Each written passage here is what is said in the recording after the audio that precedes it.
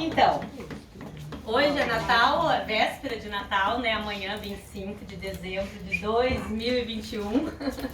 Nós estamos aqui em família reunidos para a gente comemorar, então, o nascimento de Jesus Cristo, nosso Senhor, nosso Salvador. E eu fui convidada para ministrar uma palavra, então, aqui para nós, enquanto família. E eu orei e pedi a Deus o que eu poderia ministrar. E o Espírito Santo fortemente testificou no meu coração de que não fosse nada muito explicativo de Bíblia, mas que fosse a história do porquê nós temos Jesus Cristo. Da onde veio isso, por que nós precisamos dele e qual o fundamento. Tenho visto muitas mensagens de Natal onde fala do espírito natalino, do amor, da paz, da família, da comunhão. Mas às vezes o texto é quilométrico e não cita o nome de Jesus Cristo. E é ele que é o protagonista dessa data, né? E de todos os dias.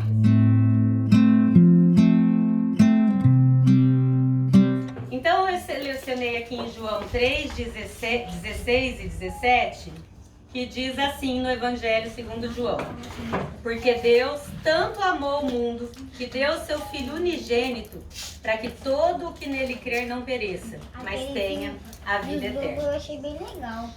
Então assim, Deus amou o mundo, deu seu Filho primogênito, unigênito, nesse momento ele era unigênito, para que todo o que creia em Jesus não pereça, mas tenha a vida eterna. Tá. Isso aqui a gente escuta desde que nascemos, nós somos de uma família cristã. É um versículo muito citado, mas infelizmente nós não entendemos. Demoramos muito para entender o que significa esse perecer, amor, de tal maneira para que aquele que crê não pereça, mas tem essa tal dessa vida eterna, né? E a gente não entende porque a gente passa aqui com muito otimismo, 80 anos, correndo atrás das coisas dessa terra. E nós, às vezes, na maioria das vezes, a gente só para pra pensar em vida eterna quando a gente sente que a nossa vida está acabando. Alguns têm o privilégio de perceber que a vida está acabando, ou numa doença, ou num leito de hospital. Mas não é a regra. Muitos nem veem e morrem. Então, é uma mensagem de convite para refletirmos nessa brevidade da vida. Então, para eu falar de Jesus, eu preciso falar do motivo pelo qual Jesus nos salvou, né? É Salvador. Quem que nós somos, né? Quem somos nós? Então, a Bíblia diz, de acordo com a palavra de Deus, que nós somos criaturas de Deus. Deus criou o homem e a mulher, né? Lá em Gênesis, no princípio. E aí, então, nós somos a humanidade, criaturas de Deus. Lá no paraíso, onde Deus colocou incumbências a Adão e Eva, e eles tinham lá suas coisas para fazerem, lá só se conhecia o amor, lá só se conhecia o bem, lá tudo era puro, perfeito. E Deus disse para Adão: você pode comer tudo que tem aqui, governar sobre tudo, você é autoridade, pode comer tudo, pode aproveitar do paraíso. Gente, aproveitar do paraíso, e toma, tudo isso aqui você pode. Só não pode o fruto da árvore do bem e do mal. Comer do fruto da árvore do bem e do mal. Do conhecimento do bem e do mal. Porque se dele comer, certamente morrerá. Então eu queria que vocês gravassem na cabeça. Só esse fruto, porque se comer, certamente morrerá. Então isso é uma chave pra gente entender. Porque depois a serpente falou com Eva logo em seguida. Quer dizer, não tão em seguida, né? Porque quando Deus falou para Adão, a Eva nem tinha sido criada, mas enfim, no livro de Gênesis, logo no próximo capítulo, a serpente falou assim: não é verdade que Deus disse que vocês não podem comer nada disso aqui? Olha a manipulação do mal, né? Deus falou, pode tudo. Só isso não, porque isso certamente te mata.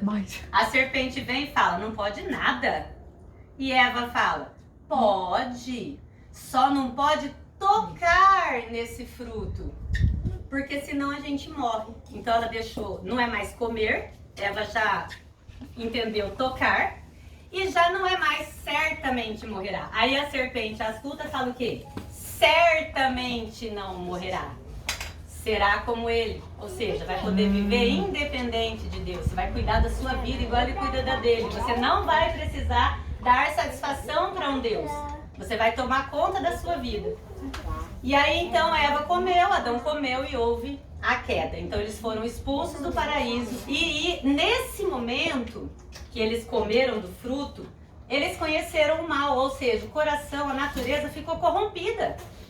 Então, qual que é o entendimento que eu quero chamar a atenção aqui nessa noite? Não existe o que rouba, o que mata, o que é gari, o que é presidente dos Estados Unidos, o que é estuprador e o que é religioso, o que paga suas contas em dia e o que dá calote em todo mundo. Não existe isso na questão de que precisamos ou não de um Salvador. Todos que viemos nascido da carne, ou seja, de um homem com uma mulher, onde a gente é gerado no corpo, na carne, na carnalidade, não pecado, gente, carnalidade no sentido físico, humano, mundo. Todos esses nascem com essa natureza herdada dos nossos pais lá do princípio, que é uma natureza corrompida.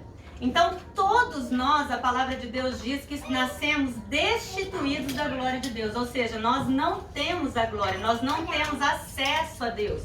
Nós não temos intimidade com Deus. Nós não temos amizade com Deus. A palavra de Deus fala que nós, sem Jesus Cristo, somos inimigos de Deus. Isso está lá em Efésios. Quando vocês ainda estavam mortos em seus próprios delitos, ou seja, na corrupção que você herdou do seu pai, Adão e Eva, vocês eram inimigos de Deus. Então, qual o nosso aniversariante? Por que comemoramos hoje? Porque nós, depois de nascermos, então, inimigos de Deus, nós precisamos da mensagem da cruz. A mensagem da cruz é o Evangelho de Deus. O Evangelho de Deus é poder. Esse versículo que eu li, de acordo com Lutero, ele é a miniatura do Evangelho. Você só precisa saber isso. Você não precisa ler a Bíblia inteira. Se você estiver num leito de morte e você entender que você tem a sua natureza corruptível, você precisa saber só disso aqui. Mas Deus me amou e Ele me deu um filho e Ele me deu um Salvador que foi lá e morreu na cruz no meu lugar. E por isso, se eu crer nisso, eu vou ter a vida eterna? Sim, então eu creio. Morreu, tem a vida eterna. E ao passo que o outro, que é religioso, que é bom pagador, que cuida dos seus filhos, que socialmente ele é totalmente aprovado, se ele não reconhecer isso, não tem a vida eterna. É a morte eterna. E a morte eterna não é morreu e acabou. A morte eterna, de acordo com a palavra de Deus, é o inferno. Mas e daí? Então, não importa quem que nós somos, gravem isso. Não importa quem nós somos.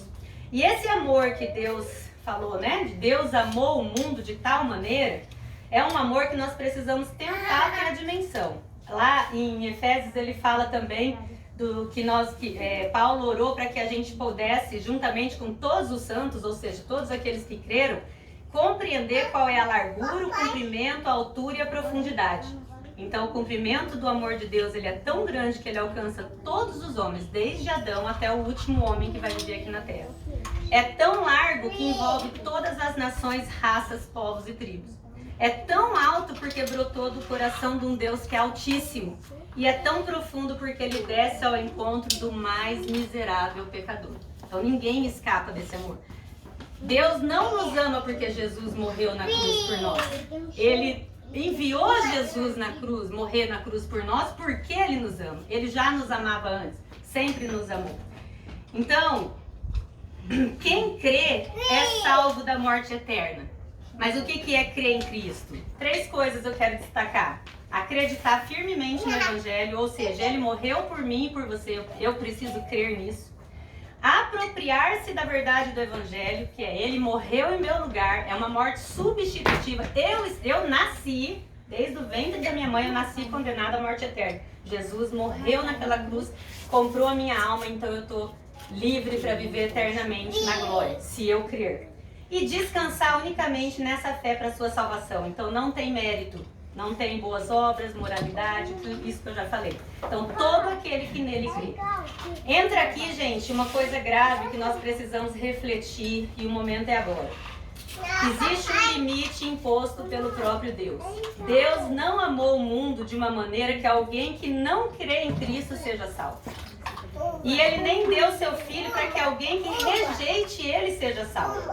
Então aqui o incrédulo, ele está excluído. Quem não crê já está condenado. E não é que ele vai ser condenado, ele já está condenado, já nasceu condenado. Ah, você não creu no meu filho, eu vou te condenar. Não, já nascemos condenados. Está aqui o Salvador, eu te amo, eu enviei um Cristo, eu enviei o Messias, ele foi lá, deu a vida no seu lugar, é só você crer. É isso a salvação. Só que é tão simples que a gente, e ao mesmo tempo tão grande que a gente entra nesse conflito e começa a procurar outras. Não pode ser só isso, tem que ter mais coisa. Não, é só isso. E aí então, Deus, ele tem para nós a vida eterna. Essa vida eterna, ela é abundante, ela é superlativa, ela é maiúscula e ela é eterna. Aquele que crê já passou da morte para a vida. Finalizando então, ele está justificado. Nenhuma condenação há mais para ele. Tornou-se filho de Deus. Deixamos de ser criatura e nos tornamos filho de Deus, amigo de Deus, a partir do momento que a gente crê. E ainda em João capítulo 2, ele relata o primeiro milagre de Jesus, que é transformar a água em vinho num casamento. E isso me chamou muita atenção, porque é o primeiro. João, quando relata milagres, ele não está querendo chamar atenção para o transformou a água em vinho. Não, ele quer mostrar o sinal do reino de Deus. Quem é Jesus? É o que transforma. Transforma o quê? A água em vinho. Vinho simboliza alegria. Era uma festa de casamento. O noivo ia ser muito envergonhado se tivesse acabado o vinho. Ele era o responsável. As festas de casamento no Oriente eram 7 dias ou mais. E era uma desonra grande, era uma humilhação grande. E aí acabou o vinho e Jesus então foi convidado, foi chamado e ele então transformou água em vinho. Por que ele conseguiu então operar esse milagre? Porque ele é poderoso? Jesus é poderoso. Porque ele é Deus? Jesus é 100% homem e 100% Deus. Mas o detalhe que eu queria que vocês gravassem e meditassem é: ele foi convidado. Se ele não tivesse convidado naquele casamento, ele não teria feito milagre, mesmo com toda a grandeza do seu poder. Então, gente, Jesus transforma casamentos falidos em casamentos abundantes, transforma vidas endividadas em vidas prósperas, transforma, como no caso do casamento, a desonra em honra, transforma a decepção em vitória, que foi o caso que ele ia ser decepcionante e foi vitorioso. Deus não cria, Deus não vai, compra e troca. Deus não troca, Deus transforma. O poder dele é de transformação. Então, mas a nossa parte é o quê? É o convite. Então, quem convida Jesus a entrar na sua vida, não temos como agradar a Deus sem fé. Tem que ser pela fé. Ah, mas eu não sei, eu preciso verificar. Creia e convide. A partir disso, o Espírito Santo habita em você. Amém. E começa a te revelar as grandiosas coisas do reino espiritual, amém, que é só através dele que a gente consegue entender. Primeiro cremos pela fé, depois entendemos o que precisa ser entendido. Amém? Amém. Então fica o convite nessa noite. Quem não convidou, não precisa falar que não convidou, mas existe um antes e um depois de quando Cristo entra na nossa vida. Precisa existir isso. Analisem, meditem, falem com Deus, Ele está ouvindo, e convide Jesus Cristo. E mesmo quem convidou, convide todos os dias o nosso aniversariante para fazer parte da nossa vida. Amém? Amém. Feliz Natal!